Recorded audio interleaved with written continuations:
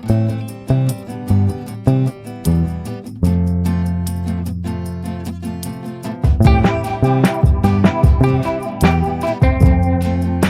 everyone, my name is Dr. Yonit Arthur. I'm an audiologist and strength coach, and I specialize in vestibular disorders. Welcome to my channel, The Steady Coach. Today we're going to be diving into health anxiety and related obsessive thought patterns about your health, how they're related to chronic dizziness, and my take on some ways that you can reduce these types of thoughts and further your recovery. If you're suffering from chronic dizziness, you can probably already guess that there is a very strong link between these things. And a significant portion of the people who are visiting this channel or seek my help have either a history of health anxiety that came long before the dizziness ever showed up, or at least are suffering from some health anxiety now that they have had chronic dizziness. So let me just first clear up what I mean by health anxiety. You may think of health anxiety as anxious or obsessive thought patterns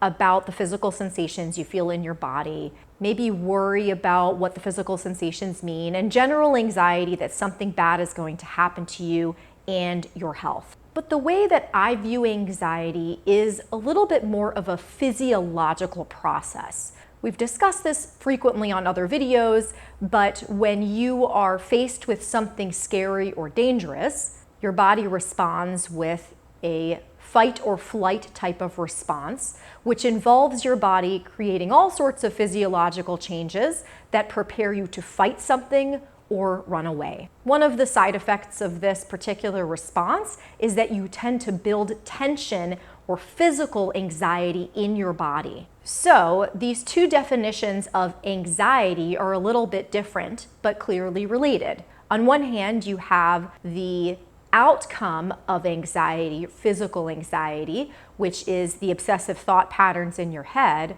And on the other hand, you have the physical response that does not necessarily lead to obsessive thoughts. Here's the thing, as we've discussed in previous videos as well, one of the main drivers of chronic conditions is that your brain stays in this tense, anxious, elevated state for long periods of time. This causes your brain to make mistakes in predictions. You can learn more about that in the videos I'll link to in the video description, but that leads to sometimes long-term symptoms, which is what many of you are suffering from right now. So part of this fear, threat type response may be coming from other things, but for many of you, that fear, anxiety response is being triggered by your own thought patterns. So it becomes kind of this self-fulfilling prophecy. You feel bad, you get tense and anxious, you respond to the tension and anxiety with health anxiety or anxious or obsessive thoughts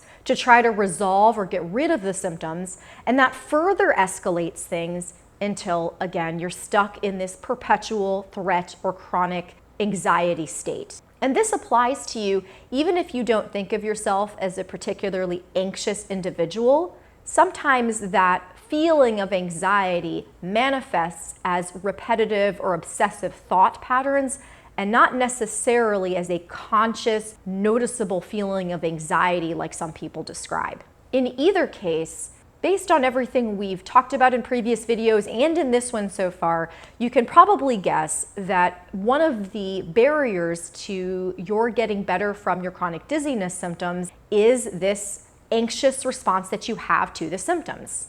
I know I give a lot of advice in my videos, but what it really all boils down to is this. If you can reduce the fear response that your brain has to your symptoms and believe that your body is healthy and whole, that takes you out of threat mode and can help your brain go back to making correct predictions and turn that chronic dizziness circuit off. And on this channel, I give you lots and lots of tools for how to turn that threat and fear response off. But in this video, we're going to talk about one that we haven't talked about very much so far, because in my one-on-one work with clients, I take a particular tactic that I wanted to share with you guys when it comes to health anxiety and obsessive thoughts. So in typical therapeutic interventions. So if you were to go to a psychologist or a counselor, you would look at a response like health anxiety or obsessive thoughts as pathological. In other words, something that is not working well for you, it's maladaptive, aka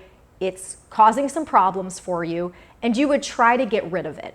And ultimately, of course, we do want those thoughts to stop feeding the cycle of fear that's leading to your symptoms keeping going. But I think that this tactic is not always the best approach, and I've talked about this in previous videos, but for those of you who've experienced anxiety, what is the absolute worst thing that you can do when you feel anxious about something? I would argue that the absolute worst thing is trying not to feel anxious. And the example that I'll often give is, if I tell you guys right now, do not, whatever you do, think about chocolate chip cookies, what's gonna happen, right? You're gonna resist thinking about chocolate chip cookies, and in the end, all you're going to think about right now are chocolate chip cookies.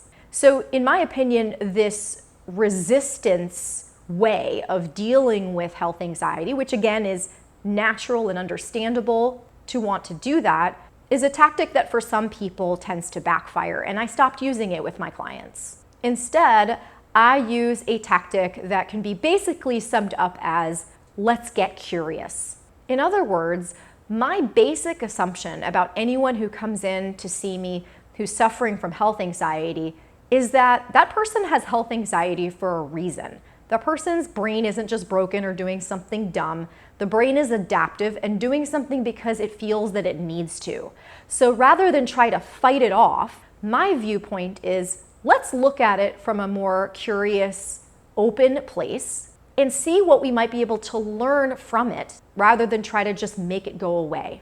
And I know that this overlaps a lot with what you might have heard about using mindfulness and acceptance to work with anxiety symptoms. But I'd like to take it a step further and tell you that not only is your health anxiety or your obsessive voice something to look at with curiosity, it's actually got positive intent for you. In other words, this voice that, again, may be driving you crazy and leading to the increased fear response and causing all sorts of problems, it's really trying to do its best to keep you safe and protected.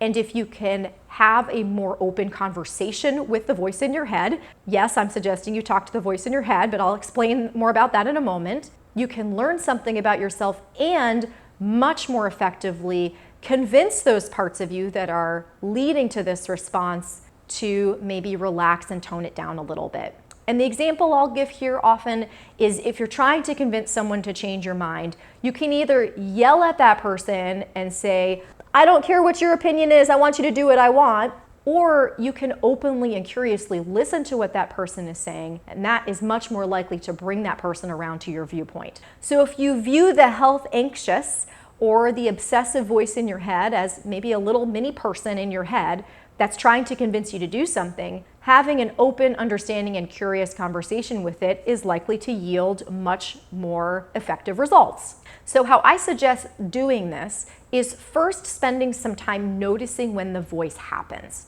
So we had talked about this previously in a video called The Dizzy Voice, which is more of a cognitive behavioral therapy type video where we talk about noticing when that voice is in your head and noticing the things that it says. So the first step here is to notice what the health anxiety voice is trying to say to you. And then, and this is the really critical part, rather than trying to turn it off or shut it up, notice how you feel toward it. Are you trying to make it go away? Are you trying to make it stop? Are you disgusted with it? Are you furious with it? Are you on its side? Whatever that is, notice that there's this other part of you that's jumping in and reacting to the health anxious part. So what I'd like you to try doing the next time the health anxious voice comes up is to see if you can get a little bit of space between you, the reactions to the voice, and the voice itself. So here's how it would look. Okay, the health anxious voice is saying, you're never gonna get better. Oh my gosh, you have that new sensation in your thumb. It's tingling. Something's wrong. You're gonna die. And you would say to yourself, okay, how do I feel toward this part of me that's going on like this about my health? Gosh, I'm kind of irritated. I wish I would stop. Notice that there's an irritation there, and there's a part of you that's irritated with a health anxious voice. So notice we're dealing with multiple parts of you now. We're dealing with an irritated part, and we're dealing with a health anxious part. So you would turn then toward the irritated part and say, I hear you, that makes total sense. I see why you're irritated, but could you take a step back? Could you give me some space to just be open and curious toward the health anxious part? If that helped, you would then talk to the health anxious part and say, hey, I know you're trying to help me. What do you need me to know? And just again, you would ask the kinds of questions you would ask of someone if you were really trying to get to know them and wanted to understand their point of view. Again, when you do that, you're much more likely to have a productive conversation with yourself, with these parts of you that are creating these issues, than you are if you're just constantly trying to shove them in a closet and make them go away and constantly trying to resist them, which is very time consuming, and you don't have the energy for this. You're doing a lot of other stuff. Now, I know this is a different and new way of thinking about this for some of you guys. I provide so much more detail on this in some of the courses and seminars that are in my membership community. So if you want to dig into this a little bit more, you are welcome to join us there and check out those courses. But really, you don't need special instruction on this in order to do it effectively. The trick is just being able to separate yourself from these voices that are kind of fighting over how to handle your health, getting a little bit of space, listening to them with compassion and openness, and from there, being able to have a productive conversation about maybe the best way forward. I hope that was an enlightening way to look at this for you guys, and a little bit of a different perspective from maybe the ones that we've talked about in other videos. Of course, all of the usual techniques that I talk about for dealing with fight, flight mode and anxiety apply here. Mindfulness and acceptance are awesome tools, but see if something like this might help you take it a step further. If you guys have questions or comments, please drop them below. If you found this video helpful, please comment, please like, share, subscribe. Everything is so appreciated. Thank you guys for tuning in, and I will talk to you guys soon.